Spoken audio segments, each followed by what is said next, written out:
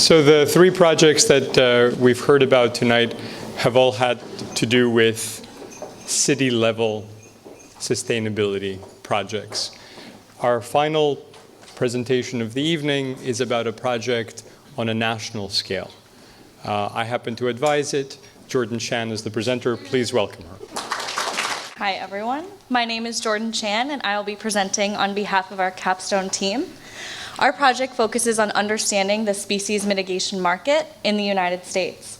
The United States is relying more and more on renewable energy, and renewable energy, like any type of development, poses a risk to animals. In the next 20 years, renewable energy is anticipated to increase by 50 million acres. This is equivalent to 1.5 times the size of the state of New York.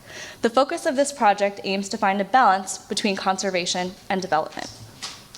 A quick overview of the agenda. I'll be discussing our client, the problem, some background, our project scope, findings, challenges, and recommendations. Our client is the Nature Conservancy. They are a leading global environmental conservation organization. For the purpose of this project, their goals are to help update and improve existing policies to drive conservation efforts, as well as find a balance between conservation and development. There is a market for protecting animals when they are threatened by development, known as the species mitigation market. However, there is a lack of understanding about how the species mitigation market is working. Addressing this issue is important to understand if species are being protected when development occurs. There is also a lack of accessible information for people to understand the amount of money and how it is being spent to protect species. The federal government, particularly the U.S. Fish and Wildlife Service, is responsible for protecting animals when they are at risk from development, particularly those that are endangered species under the Endangered Species Act. To provide an example of how this market works, let's say a developer wants to install a solar farm on a specific project site. However, the specific project site is the habitat of the San Joaquin kit fox, an endangered species. And this development will harm the endangered species. In order to develop, they need to create a plan which outlines how they plan to avoid, minimize, or compensate for the negative impacts to the San Joaquin kit fox. The U.S. Fish and Wildlife Service reviews the plan, and if it is approved, they provide the developer with a permit that allows development on this land. The developers then implement the solar farm, and they also have to pay money to create a habitat to compensate for the harm that the development will cause to the San Joaquin kit fox. The scope of our project was to analyze a national database to identify program trends. We then analyzed a subset of 30 plans to understand how the plans are designed and how they intend to compensate. We then determined how much money has actually been spent in order to offset the harm to animals. It is important to note that in this specific project, we're not biologists, so we're not looking at specific species conservation methods and if they are effective, but we're looking at the program as a whole and analyzing quantitative data to really understand how much money has been spent to conserve species. In the first phase of the project, we analyzed a national database of over 1,000 plans to identify key trends to get a basic understanding of how the program works. However, the database was incomplete and had inaccurate information. But generally, we found that plans are getting larger in both size and duration, which suggests this might be shifting towards a landscape-level approach. This is important because traditionally, conservation methods were only focused on a specific project site, but ecosystems are large and complex, so development needs to consider the larger scale impacts to conserve land and animals. As you can see from the map, Region 5 has the largest acreage with 23% compared to all other plans. Additionally, as part of our analysis, we looked at the average number of listed and non-listed species per region per plan. So listed is referring to endangered species and non-listed refers to those that have the potential to become endangered. So what we found is that there's a range from 1 to 8 species listed per plan. On average, plans did cover 2 species, and in the Pacific Northwest had the highest number of both listed and non-listed species. In the next phase of our project, we analyzed 30 plans that are 1,000 or more pages to understand how they plan to compensate for the harm to land and animals when development occurs. We selected these plans based on geographic size and number of species, focusing on plans that had a larger size and multiple species. We also selected plans based on the year that they were approved to focus on plans that were approved from 2000 onwards. What we found is that most plans have a budget for purchasing land as a way of preserving land for habitat and animals. Just across the 30 plans that we analyzed, they have planned to allocate over $6 billion for purchasing land, which is equivalent to over 5 times the size of New York City. That's 500,000 acres. The money was also planned for purchasing land, restoring land, and research and monitoring efforts for conservation. So this would not happen if there wasn't a species mitigation market. An example of the most common compensation method to offset the harm to land and animals are preserve systems. Preserve systems create a conservation area near or within a development site to protect endangered species. For example, the East Contra Costa Plan covers residential development and an airport. Within this area, there is a preserve known as the Round Valley Preserve. The goal here is to also purchase an additional 30,000 acres by the 30th year of the plan to protect species and their habitat. In the third phase of our project, we compared the amount of money that was planned to be delivered versus how much money has been actually purchased. So as you can see on the left is the planned compensatory mitigation. What has actually been delivered is on the right. So this was particularly challenging because currently there is no centralized location to report and monitor progress across all plans. So in order to complete our analysis, we had to find progress reports to understand the amount of compensation that has been delivered since the plans were implemented. We plan to interview the U.S. Fish and Wildlife Service regional coordinators, but due to conflicting schedules, we were unable to meet with them. As a result, we spent a lot of time reaching out to people that were directly involved in the plan. What we found was that 2/3 of the plans had progress reports. Once we received this information, it was provided in many different formats, so it was difficult to understand how much compensation was actually delivered. We figured out a way to standardize this information into different categories, including monetary compensation and habitat created or restored in acres.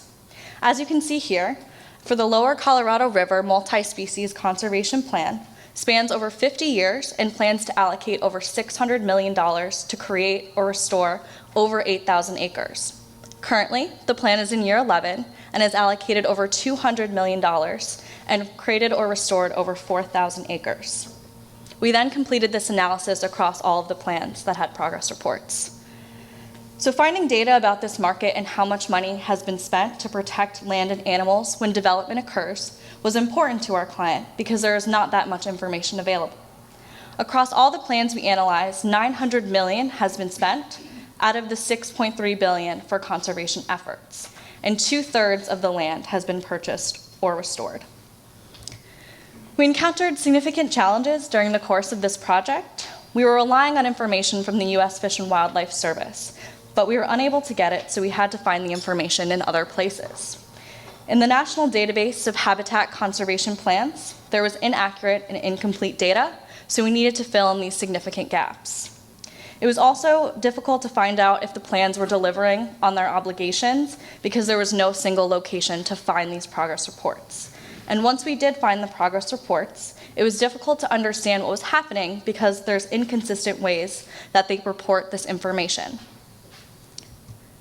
In consideration of these challenges, we propose the following recommendations to ensure habitats and species are being protected when development occurs. It is important to have a database that has complete and accurate information, and this would include updating the online database and including a location to input progress. The second is to have standardized metrics to report and track progress for each plan and across the entire program to help understand what's really going on. And thirdly, we need to create a simple framework to report and monitor progress for each plan in the way we did during the third phase of our project. The framework will compare what was pledged to what has actually been accomplished, and will include the overall budget for conservation, how much land has been purchased or restored in acres, and money for research, education, and monitoring. Overall, we want to be able to find the information, standardize it, and track it, because there are billions of dollars at stake. It is important to know how the money is being spent. Renewable energy will continue to drive development, and the implementation of these recommendations will help people understand how the species mitigation market works And ultimately, understanding how the species mitigation market works will help to strike a balance between development and conservation. Thank you.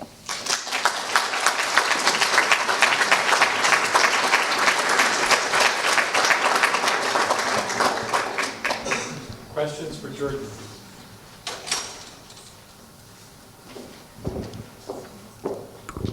Great presentation, first of all. So I just had a question about the $900 million out of the $6.3 billion.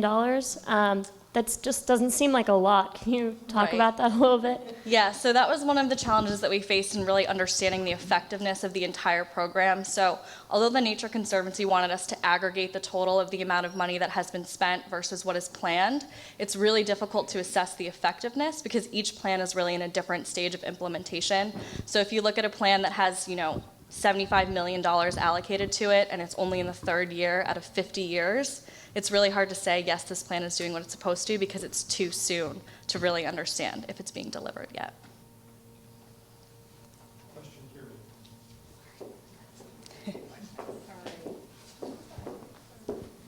Great presentation, and I was also sort of feeling a little outraged at what is supposed to happen and what is happening. It's supposed, and it's interesting that your client is the Nature Conservancy because I suspect that they also recognize that what is supposed to be happening and what is happening is not quite the same. So who is ultimately responsible for these plans being executed at the levels that they are intended? And what did you find that's preventing that from happening? So the U.S. Fish and Wildlife Service is the government agency responsible for overseeing the implementation of this program. However, there are thousands of plans that are being implemented, so the purpose of our recommended framework will really help them to look at exactly what is being planned and standardizing it across different categories. The progress reports we looked at themselves were also like 500 pages, so I think creating this framework will help them to understand what they need to do in order to implement the appropriate accountability. So if they do end up, revoking permits or imposing fines, that they actually know that they need to do that in the first place. So hopefully that answers your question. Time for one more.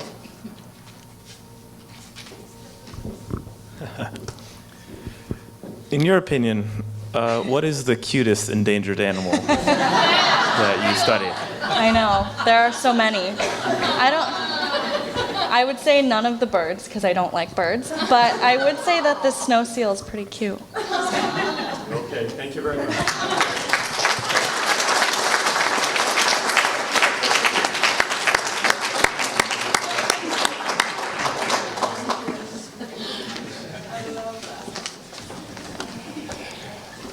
Some of us were planning to graduate tonight.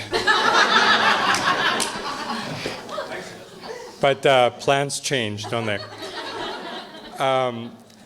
Okay, well, here we are.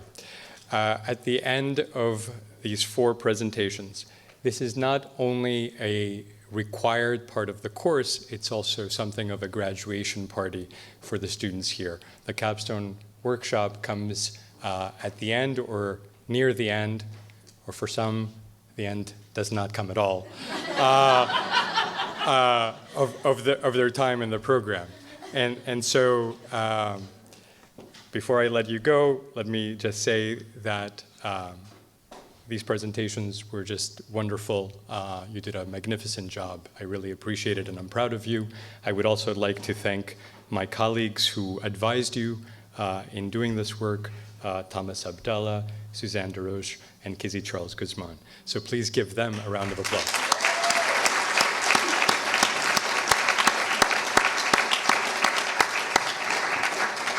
Okay, soon you will be doing this work for real, so remember what you've learned here tonight and take this last final good memory with you wherever you go.